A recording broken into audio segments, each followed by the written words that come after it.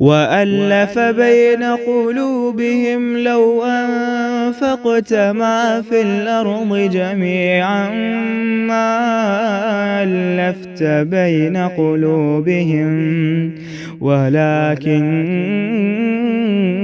الله ألف بينهم إنه عزيز حكيم.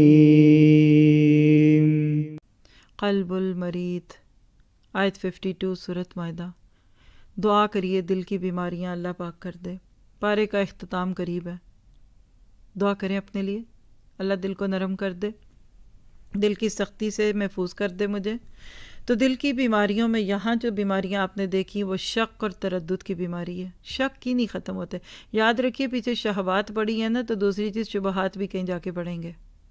दो ही चीज़ें हैं जिसने इंसानों को बीमार किया हुआ है, या शुबहात या शहवात, और गर्दिश याम के खौफ से मुस्तरब। आज का मुसलमान टुडे अलान जस्ट नाउ इस गर्दिश याम के खौफ से मुस्तरब है। ये ना हो जाए, वो ना हो जाए, सब कुछ कर करा के भी उसको चैन नहीं पड़ रहा। अपने आप को क्यों मरने से पहले मारते हैं?